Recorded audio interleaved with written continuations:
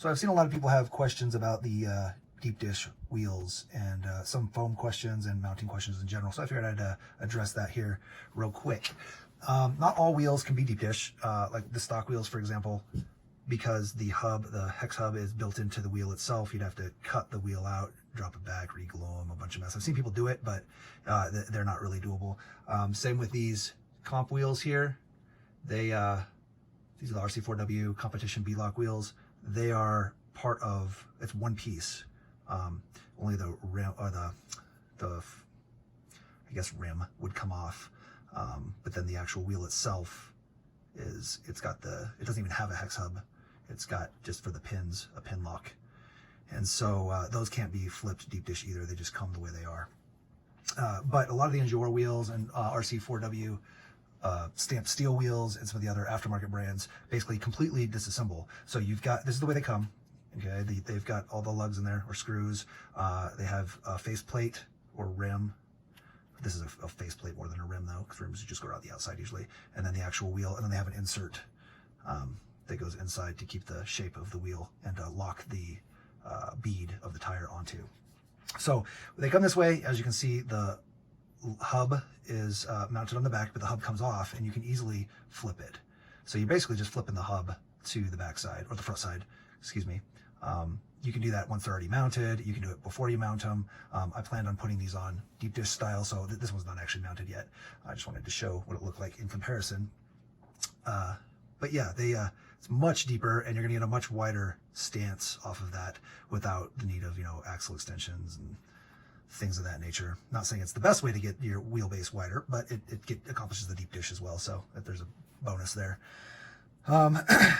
As far as my foams are concerned, on these particular ones, I went ahead and basically took some scissors and just kind of snipped them all the way around, and that gives it a little bit looser of a structure.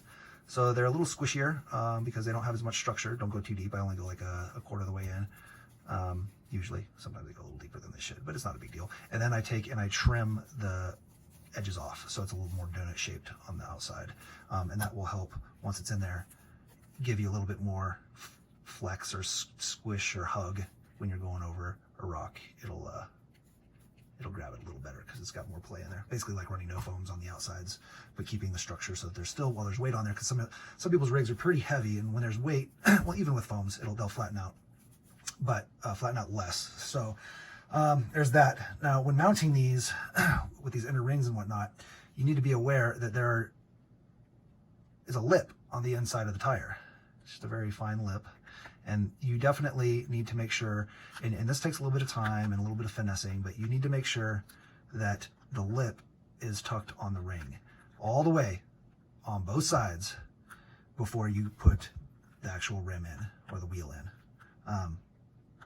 You can finesse it once it's in there and you've got the rim in. You can kind of pull out. You can see this one's completely mounted. You can see there's a little, I don't know, maybe not on this. I fixed most of it, but there's a little bit right here. And if you loosen all of the screws, don't pull it all the way apart, and don't pull hard, because you'll pop the bead out of the inner and the wheel itself. You don't want to pop the bead out, but you can kind of pull on it and get it back in there. Now, if you pull it too far, getting it back in is kind of a pain. You can just use your nail if you've got enough nail, or something real thin. I wouldn't use like an X-Acto; it's probably too sharp. But something, maybe the back of an X-Acto. You just don't want to kind of cut it, but you can push back in some of the rubber back in between the wheel and the inner rim. But that's something you want to be very careful on, because if you don't, over time, you end up with, you can see on these, they start to come out if you don't mount them right. Now, I didn't mount these ones in particular. A friend did. Actually, I think I've got one that's even worse here. Let's get this beast out of the way. Not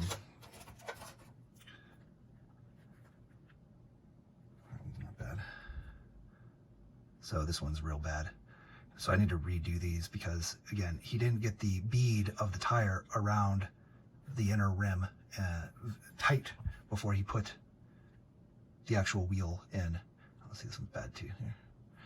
And it's not a huge deal. They are kind of a pain and tedious to get done. You can see these ones they're pretty even all, and now these are no foams, so they're really squishy, but you can see that they're even all the way around. So you just got to be aware when you mount it that it's more about the inside ring is properly seated on this lip, right? So this lip here, you want to make sure it's properly seated on the inside ring. Sorry about my nails, I was painting today. Yeah, but once it's in there and you kind of massage it in and get everything proper, I'm not going to do it now because it's hard to do in front of the camera, but you slide and you can get these wet or put just a little bit of like oil on them, just a little bit, and then they'll slide in a little easier. But then once you get them slid in, let's see if I can get this one in. It may not come out very well because I didn't seat it easily, but you can get them in there, and then you can kind of, again, work don't pull them hard, just pull them softly, work this and make sure they're not tucked in, make sure it's even all the way around. Okay, so let's just go ahead and I guess we'll do one real quick. I've already got my inner wheel in there. You can see it's on the bead. It's all even. First thing you're going to need to do, well, let's do this first. So on these ones, I like to align the lug on the rim face so that you can see all the screw holes are ready to go, okay? And it kind of snaps in there. You pop it in and just align it. That way you're not messing with it while you're trying to hold the beads and stuff. So then, like I said, you can take oil, or in my heathen case, I'll just lick my finger and put a little bit of natural lubricant on there, and then this will slide in much easier, just like most things in life. You like it easier, and now we're in there, and you can, again, check all of your beads and make sure it's nice and smooth. And that one went in very easy. Sometimes they're a little bit more difficult and the bead pops out, especially on the back. And then you're gonna try to align this as much as you can. And I like to try to use the triangle cutouts to align it as well. Okay, and get it as close as you can. And again, make sure it's sitting on top of the bead on the tire itself. Okay, and then you're gonna hold it you'll need to make sure it's in there tight. Oh, I'm a little off, just a little bit. You can you barely see it. I don't know if you can see it on the video, but all right, there we go. Nice and aligned. We'll go ahead and get a screw in there. And I'm holding the lug and the back, the faceplate from the back. And let's try to see if we can get a screw to go in there. Sometimes, like I said, you gotta push kind of hard, because with the tire being pinched in there, sometimes it doesn't reach. I don't think it's reaching it. So now that we have the screw in, we know it's aligned to the back plate. We'll go ahead and put this down, and then I can go ahead and put some actual pressure on it while it's flat, and try to get this to screw into, sorry, you can't see it very well, to screw into the hub itself. But again, you got to kind of put some pressure on. And it's okay if I get this one tight. You don't want to over tighten, obviously, but you just want to get it tight enough to where it's actually in the hub and the faceplate. See, it's still not. Man. Let's try again. Like I said, sometimes it takes quite a bit of pressure here. And you want to kind of push the whole thing down. That way you can get the screw into the lug in the back. All right, I think we're good now. All right, so it's tighter. I'm probably going to back that out a little bit once I get a couple other screws in, just because I want to be able to, like I said, adjust the bead. And I'm getting these in there so there's just enough in there. Okay, so now let's go ahead and back out the one that I put in really tight, just a little bit. Not so much that it pops out again, but now we can adjust the bead here and make sure that it's nice and not pulled out too far. You'd rather have it in than pulled out too far, because pushing the tire back in between is a real pain, but you can always pull back out. So you can see right here, it's a little tight right there. So I can go ahead and work it a little bit. And again, you just want to hold the tire as close as you can to the bead and just pull it out a little bit and try to get it to come out. That way that it's even all along the way. All right, I think we're pretty good here. It's still a little tight right here. Again, it takes a little bit of pressure, a little bit of strength of pulling it out. But again, you don't want to pull too hard, and you want to be very controlled when you're pulling on it. Like I actually kind of push in. That way I know I'm not going to pull too far out. I'm pushing in and then just kind of tucking it out. Tuck it out. You keep doing it, and you should get a pretty good, even seating. So then we'll go ahead and just finish putting in the lug nuts, or the screws, And again, you kind of want to go in a star pattern as much as possible. Screw them down, get them kind of tight, not too tight, just enough.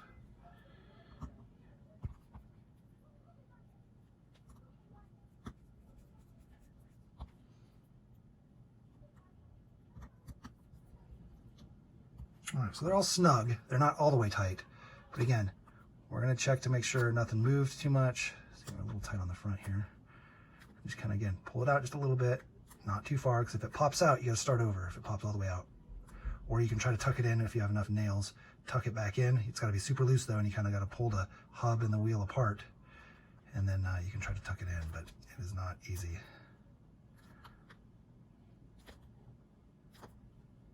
Yeah, it's still a little tight there, but I think we're good. So that's, the front looks pretty, or the back looks pretty good. And now the deep dish side. Just again, double check, because once you tighten it down, you're going to be dunsies. All right, I think we're good. So then we can just go ahead and tighten it all the way down. Again, even tightening, you want to tighten in a star pattern.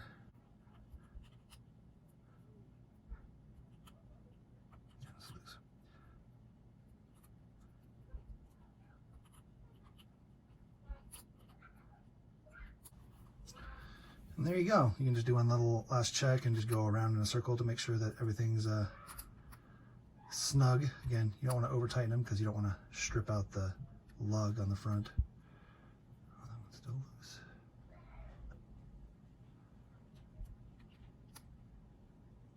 That was weird.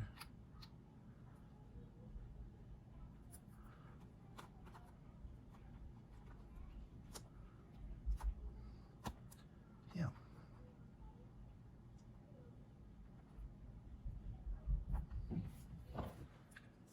So another thing that people have questions about a lot of times are venting the wheels or the tires. So when you put on, when you put on a new set of tires on a set of wheels, a lot of times the wheels don't have vent holes. Some do. These ones don't. So if it's tight and sealed and properly installed, if you're pushing on the tire while doing so, you get this, flat spots, or if it just sits. And a lot of times you'll still get flat spots if you let your vehicle sit on the tires for long periods of time, but you don't want them just for no reason. You don't want them just because you push on it. So a lot of people would say take a hot needle and poke a hot needle through there in a couple spots. Some will drill holes in the wheels. I don't want to drill holes in the wheels, so I'm just going to use a Dremel bit. And you basically, I just in the treading, can like find a spot in between a lug and then just kind of drill me a little hole by hand. It takes 2 seconds, and then there you go, pops out. Simple as that. And now the whole tire is inflated. And I'll usually do 2 or 3 of them. Using a drill bit is better than just a needle because you can it actually cores it out and leaves a little tiny hole versus a actual needle, if you don't heat it up, will kind of just reseal. The hole will just reseal itself, and the air doesn't flow through very well in the tire. So I'll usually just, like I said, just do 4 holes, 1 on each side. Yeah, that helps with venting the tires, and it'll help prevent basically permanent flat spots from the suction of the negative pressure of the air inside when your rim is very sealed, or your wheel is very sealed against the tire.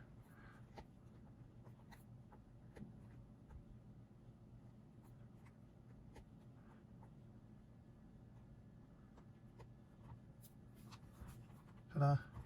All good.